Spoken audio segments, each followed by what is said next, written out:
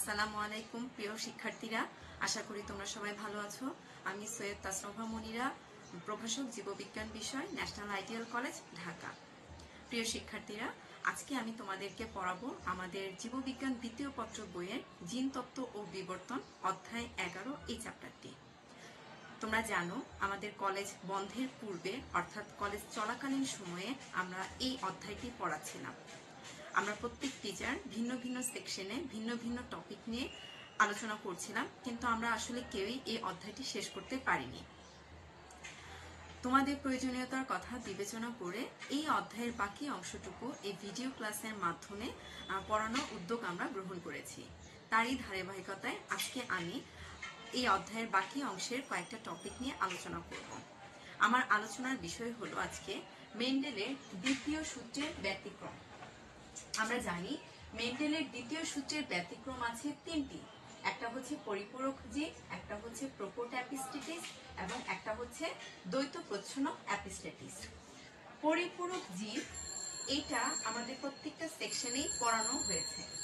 আজকে আমি এই দুইটা নিয়ে আলোচনা করব। তাহলে প্রথমে আমি আজকে যেটা আলোচনা করব এটা হচ্ছে প্রকট অ্যাপিস্টেটিস। আসলে অ্যাপিস্টেটিস জিনিসটা কি? আমরা জানি জিন আমাদের বৈশিষ্ট্য প্রকাশের সহায়ক।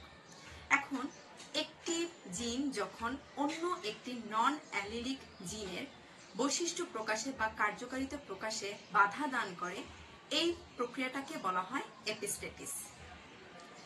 যেই জিনটা অপর একটা জিনের বৈশিষ্ট্য প্রকাশে বাধা দিচ্ছে ওই জিনটাকে বলা হয় অ্যাপিস্ট্যাটিক জিন, এবং যে জিনটা বৈশিষ্ট্য প্রকাশে বাধা পাচ্ছে তাকে বলা হয় হাইপোস্ট্যাটিক জিন। এখন আমরা প্রকট অ্যাপিস্ট্যাটিস যেহেতু পড়াবো, তাহলে প্রকট অ্যাপিস্ট্যাটিস জিনিসটা কি?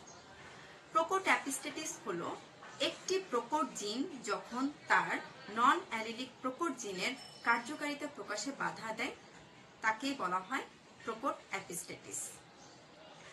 আমরা জানি যে মুরগির বিভিন্ন রকম জাত রয়েছে, যেমন সাদা লেগ হর্ন, সাদা ওয়াইনডট, এরকম।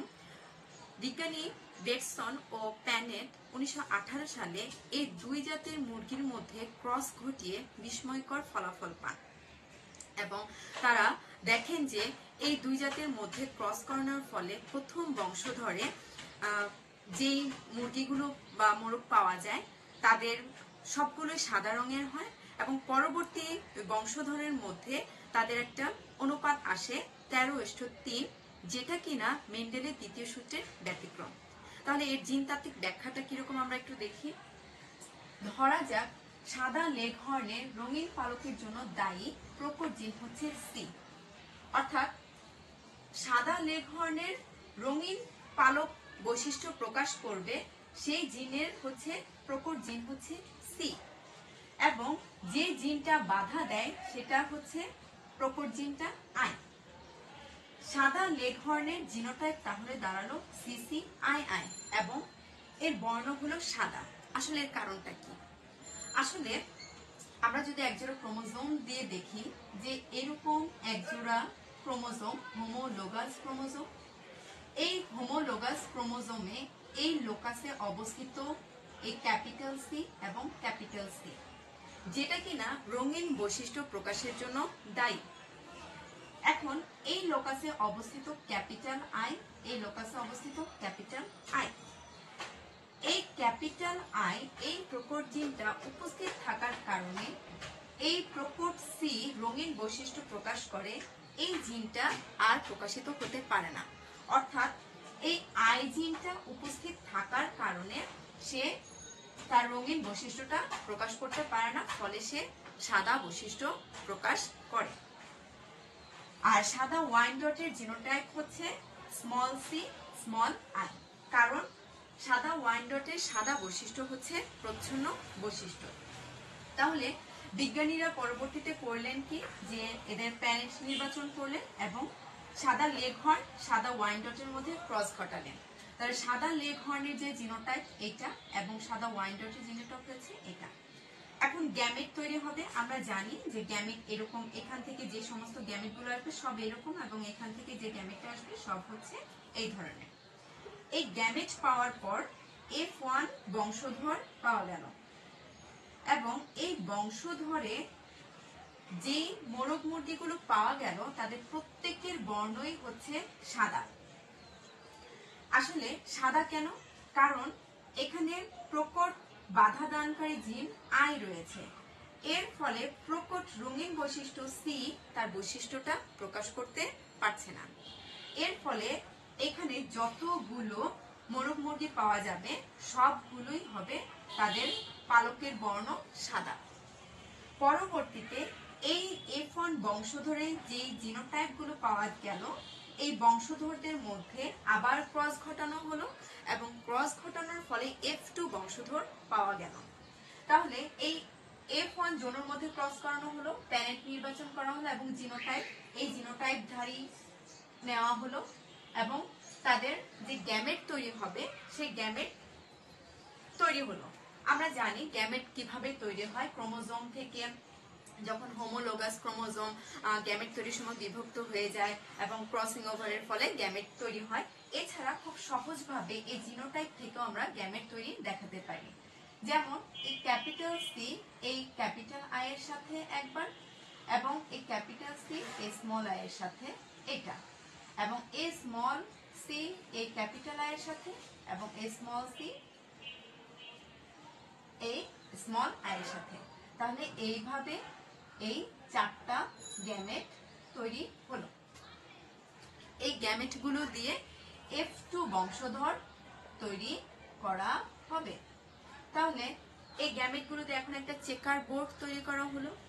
আমরা জানি চেকার বোর্ডে এটা হচ্ছে পুং গ্যামেট, এটা হচ্ছে পেয়ার চেকার বোর্ডে স্ত্রী গ্যামেট। তাহলে আমরা এই গ্যামেট গুলো এভাবে বসিয়ে দিলাম। বসিয়ে দেওয়ার পরে আমি চেকার বোর্ডে অনেকগুলো অংশ করে রেখেছি এবং বাকি যে অংশগুলো আছে এই অংশগুলো তোমরা দেখলেই পারবে। যেমন সেটা হচ্ছে এখানে ফাঁকা রেখেছি, এইটার সাথে এই গ্যামেটটার সাথে এই গ্যামেট, এর ফলে হবে capital C capital C capital I capital I. এই গ্যামেটের সাথে এই gamete capital C capital C capital I small I এবং এটার সাথে এটা ক্যাপিটাল স্মল ক্যাপিটাল ক্যাপিটাল এবং এই গ্যামেটের সাথে এই গ্যামেট। তাহলে capital C small C capital I small I. এইভাবে আমরা প্রত্যেকটা তৈরি করতে পারি। এখন এখানে যে জিনোটাইপ ধারী মোরগ মুরগিগুলো পাওয়া যায় আমরা লক্ষ্য করি কার বর্ণ কিরকম। যদি জিনোটাইপের মধ্যে ক্যাপিটাল আই উপস্থিত থাকে তাহলে সে কখনো রঙিন বৈশিষ্ট্য প্রকাশের প্রকট জিন সি কে প্রকাশ হতে দিবে না, তখন সে সাদা হয়ে যাবে। তাহলে যেখানে ক্যাপিটাল আই উপস্থিত সেখানে সাদা বর্ণ প্রকাশ করে, আর যেখানে ক্যাপিটাল আই অনুপস্থিত সেখানে দেখা যাবে সে রঙিন বৈশিষ্ট্য প্রকাশ পাবে। তাহলে আমরা একটু দেখি চেকার বোর্ডের কোথায় ক্যাপিটাল আই অনুপস্থিত রয়েছে। এখানে ক্যাপিটাল আই অনুপস্থিত, এখানে ক্যাপিটাল আই অনুপস্থিত এবং এখানে ক্যাপিটাল আই অনুপস্থিত, অর্থাৎ এরা রঙিন বৈশিষ্ট্যটাকে প্রকাশ করছে। এবং এখানে আমরা দেখতে পাই স্মল সি এবং স্মল আই এবং এইটা সাদা বৈশিষ্ট্যের জন্য প্রকাশক এবং স্মল সি স্মল আই এটা হচ্ছে প্রচ্ছন্ন একটা বৈশিষ্ট্য যার ফলে এটা সাদা বর্ণ হয়ে থাকে। তাহলে আমরা সমস্ত চেকার বোর্ডের ফিনোটাইপটা যদি কিনা লক্ষ্য করি তাহলে আমরা দেখতে পাই সাদা এবং রঙিনের অনুপাত হয় 13:3। আমরা জানি মেন্ডেলের দ্বিতীয় সূত্রের অনুপাত হচ্ছে 9:3:1 এবং এই দ্বিতীয় সূত্রে এই অনুপাতটাই পরিবর্তিত হয়ে হচ্ছে 13:3, অর্থাৎ এটাই হচ্ছে মেন্ডেলের আরেকটি ব্যতিক্রম। মেন্ডেলের দ্বিতীয় সূত্রের অনুপাতটা পরিবর্তিত হয়েছে 13:3 এবং এটা মেন্ডেলের দ্বিতীয় সূত্রের একটি ব্যতিক্রম, এর নাম হচ্ছে প্রকট এপিস্টেটিস। তাহলে এখানে আমরা দেখলাম যে আসলে মূলত এই ক্যাপিটাল আই অর্থাৎ প্রকট এই জিনটা যদি উপস্থিত থাকে তাহলে সে এক ধরনের বিশেষ ধরনের এনজাইম নিঃসরণ করে এবং এই এনজাইমের দ্বারা তখন এই ক্যাপিটাল সিটা তার রঙিন বৈশিষ্ট্যটা প্রকাশ করতে পারে না, দমিত অবস্থায় থাকে। আমি মেন্ডেলের দ্বিতীয় সূত্রের ব্যতিক্রম আরেকটি পড়াবো। এটা হচ্ছে দ্বৈত প্রচ্ছন্ন এপিস্টেটিস। দ্বৈত প্রচ্ছন্ন এপিস্টেটিস বলতে আসলে আমরা কি বুঝে থাকি? ভিন্ন ভিন্ন লোকাসে অবস্থিত দুটি প্রচ্ছন্ন জিন যখন একে অপরের অ্যালিলির প্রকট জিনের নির্দিষ্ট বৈশিষ্ট্য প্রকাশে বাধা দেয়, তখন তাকে দ্বৈত প্রচ্ছন্ন এপিস্টেটিস বলে। দ্বৈত প্রচ্ছন্ন এপিস্টেটিস সবসময় হোমোজাইগাস প্রচ্ছন্ন জিনের বৈশিষ্ট্যটাই প্রকাশ পায়। আমরা যদি একটু ক্রোমোজোম দিয়ে বোঝার চেষ্টা করি, এরকম এক জোড়া ক্রোমোজোম রয়েছে, হোমোলোগাস ক্রোমোজোম। এই হোমোলোগাস ক্রোমোজোমে এই লোকাসে অবস্থান করে প্রকট জিন ডি এবং ডি, এবং এই লোকাসে অবস্থান করে স্মল ই এবং স্মল ই। এই স্মল ই অর্থাৎ এই জিনটা প্রচ্ছন্ন জিন। এই জিনটা উপস্থিত থেকে হোমোজাইগাস অবস্থায় এই প্রকট জিন দুইটার বৈশিষ্ট্য প্রকাশে বাধা দেয়। এই প্রচ্ছন্ন জিন দুইটা কখনো হেটারোজাইগাস অবস্থায় থেকে এই প্রকট জিনের বৈশিষ্ট্য প্রকাশে বাধা দিবে না, অর্থাৎ সে কখনো ক্যাপিটাল ই স্মল ই এই অবস্থায় থেকে প্রকট জিনের বৈশিষ্ট্য প্রকাশে বাধা দিবে না। সে সবসময় হোমোজাইগাস প্রচ্ছন্ন অবস্থায় থেকে সে ক্যাপিটাল ডি এর বৈশিষ্ট্য প্রকাশে বাধা দিবে। এটাই হচ্ছে দ্বৈত প্রচ্ছন্ন এপিস্টেটিস।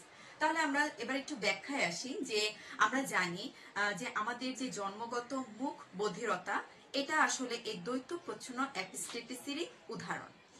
এখানে দুইটা প্রচ্ছন্ন জিন এপিস্টেটিক হিসেবে কাজ করে, অর্থাৎ ই এবং মনে করি ই এবং ডি দুটি এপিস্টেটিক প্রচ্ছন্ন জিন। এই প্রচ্ছন্ন জিন দুইটার কারণেই মুখ বধির হয়। এখানে ই জিন প্রচ্ছন্ন জিনের কারণে দেখা যাবে যে এই জিনোটাইপ তৈরি হবে এবং এই জিনোটাইপধারী ব্যক্তি মুখ বধির হবে, কারণ এই ই জিনটা হোমোজাইগাস প্রচ্ছন্ন। সে করবে কি, এই প্রকট এই ক্যাপিটাল ডি তার যে বৈশিষ্ট্য স্বাভাবিক শ্রবণক্ষম, এই বৈশিষ্ট্যটা প্রকাশে বাধা দিবে। আবার ই ডিনের প্রচ্ছন্ন জিনের কারণে জিনোটাইপ হবে এইটা, এবং এই জিনোটাইপধারী ব্যক্তিও মুখ বধির হবে। এক্ষেত্রেও এই ডি জিনটা হোমোজাইগাস অবস্থায় থেকে প্রচ্ছন্ন অবস্থায় থেকে ক্যাপিটাল ই তার যে স্বাভাবিক শ্রবণক্ষম যে বৈশিষ্ট্য প্রকাশ, এই প্রকাশে বাধা দিবে। এর ফলাফলে দেখা যাবে যে এই জিনোটাইপ এবং এই জিনোটাইপধারী ব্যক্তিরা মুখ বধির হবে। এই দুই জিনোটাইপধারী ব্যক্তির মধ্যে এখন ক্রস করানো হলে F1 যে বংশধর পাওয়া যাবে, সেই F1 বংশধরের সবাই হচ্ছে স্বাভাবিক শ্রবণক্ষম হবে, অর্থাৎ প্যারেন্ট যদি কিনা হয় মুখ বধির এবং তাদের জিনোটাইপ এই জিনোটাইপ এবং এই জিনোটাইপ, এর ফলাফলে দেখা যাবে গ্যামেট তৈরি হবে ডিই এবং স্মল ডি ক্যাপিটাল ডি। এর ফলে যে F1 যে বংশধরের তৈরি হলো, অর্থাৎ যে সন্তান তৈরি হলো, তারা সবাই হচ্ছে কি স্বাভাবিক শ্রবণক্ষম। কেন এখানে সবাই স্বাভাবিক শ্রবণক্ষম? কারণ এদের জিনোটাইপটা আমরা যদি লক্ষ্য করি তাহলে দেখতে পাবো যে কোথাও এই প্রচ্ছন্ন জিন এবং এই প্রচ্ছন্ন জিন হোমোজাইগাস অবস্থায় উপস্থিত নেই, অর্থাৎ এখানেও সিঙ্গেল ভাবে রয়েছে, এখানেও সিঙ্গেল ভাবে রয়েছে, অথবা এরা হেটারোজাইগাস অবস্থায় রয়েছে, এরাও হেটারোজাইগাস অবস্থায় রয়েছে। যদি শুধু এইভাবে অথবা এই স্মল ডি এইভাবে উপস্থিত থাকতো, তবেই তারা মুখ বধির হিসেবে প্রকাশ পেত। যেহেতু এরকম নেই, এ কারণে এরা সবাই হচ্ছে কি স্বাভাবিক শ্রবণক্ষম। F1 বংশধরে যে সন্তান সমূহ পাওয়া গেছে, এই জিনোটাইপধারী অর্থাৎ ভাই বোনদের মধ্যে তো দিয়ে হয় না, তো সেই ক্ষেত্রে এই জিনোটাইপধারী একজন পুরুষ এবং মহিলার মধ্যে যদি ক্রস করানো হয়, তাহলে দেখা যাবে যে পরবর্তী যে F2 বংশধর তৈরি হবে তার ফলাফল একটু ভিন্ন রূপ। অর্থাৎ F1 জনের মধ্যে ক্রস করানো হলে তাদের জিনোটাইপ ডিই এই জিনোটাইপধারী দুজনের মধ্যে ক্রস করানো হলো। ক্রস করানোর ফলে গ্যামেট তৈরি হবে। গ্যামেটটা কিভাবে তৈরি হয় কিছুক্ষণ আগেও আমি দেখিয়েছি, আমি আবার দেখাচ্ছি। এই ডি এর সাথে এবং এই ডি এর সাথে স্মল ডি এর সাথে এবং স্মল ই এর সাথে, এর ফলে এই গ্যামেটটা তৈরি হবে। এখন আমরা একটা F2 জোনুর একটা চেকার বোর্ড তৈরি করব। এই চেকার বোর্ডে এখানে আছে কোন গ্যামেট সমূহ, স্ত্রী গ্যামেট সমূহ, অর্থাৎ এই গ্যামেট গুলোই আমরা বসালাম এবং বসানোর ফলে কিছুক্ষণ আগে আমরা দেখেছিলাম যে কিভাবে তৈরি করতে হয়। এর সাথে এটা, এর সাথে এটা, এবং এর সাথে এটা, এবং এর সাথে এটা, এরকম ভাবে আমরা সমস্ত জিনোটাইপ গুলো পাবো। এবং এই জিনোটাইপ ধারী চেকার বোর্ডটা যদি আমরা লক্ষ্য করি তাহলে আমরা দেখব যেখানে স্মল ই এবং ক্যাপিটাল স্মল ই এবং স্মল ডি এরা হোমোজাইগাস প্রচ্ছন্ন জিন এই অবস্থায় থাকবে, তখনই তারা প্রকট বৈশিষ্ট্যটাকে বাধা দিবে। এর ফলে তখন তারা মুখ বধির হিসেবে জন্ম লাভ করবে। যেমন এখানে আছে ক্যাপিটাল ডি ক্যাপিটাল ই, এরা স্বাভাবিক। এখানে কোথাও আমরা স্মল ডি নাই, এখানেও স্মল ই নেই, এখানে স্মল ই নেই, তাহলে এরা সবাই হচ্ছে কি স্বাভাবিক। তাহলে আমরা দেখি কোথায় এই স্মল ই এবং স্মল ডি রয়েছে। যখন এই স্মল ই থাকবে তখনই হচ্ছে কি মুখ বধির হবে। আমরা এখানে যদি কিনা দেখি তাহলে এখানে দেখতে পাবো যে দুইটা স্মল ই রয়েছে, অর্থাৎ হোমোজাইগাস প্রচ্ছন্ন জিনের উপস্থিত রয়েছে। এখানেও হোমোজাইগাস প্রচ্ছন্ন জিনের উপস্থিত রয়েছে, এখানেও হোমোজাইগাস প্রচ্ছন্ন জিনের উপস্থিত রয়েছে, এখানেও হোমোজাইগাস প্রচ্ছন্ন জিনের উপস্থিত রয়েছে, এখানেও হোমোজাইগাস প্রচ্ছন্ন জিনের উপস্থিত রয়েছে, এখানেও হোমোজাইগাস প্রচ্ছন্ন জিন এবং এখানেও হোমোজাইগাস প্রচ্ছন্ন জিন, অর্থাৎ এরা সবাই হচ্ছে কি মুখ বধির হিসেবে জন্ম লাভ করবে। তাহলে চেকার বোর্ডের ফলাফলটা বিশ্লেষণ করলে দেখা যাবে স্বাভাবিক বাক শ্রবণক্ষম ইষ্ঠ মুখ বধির, স্বাভাবিক বাক শ্রবণক্ষম সন্তান হবে 9 জন এবং মুখ বধির হিসেবে সন্তান জন্মলাভ করবে 7 জন। এবং আমরা জানি যে মেন্ডেলের দ্বিতীয় সূত্রের অনুপাত হচ্ছে 9:3:1 এবং এই অনুপাতটা পরিবর্তিত হয়ে 9:7 হয়েছে এবং এটা হয়েছে শুধুমাত্র এক জোড়া হোমোজাইগাস প্রচ্ছন্ন জিনের উপস্থিতির কারণে। এটাই হচ্ছে মেন্ডেলের অপর আরেকটি ব্যতিক্রম, দ্বিতীয় সূত্রের ব্যতিক্রম।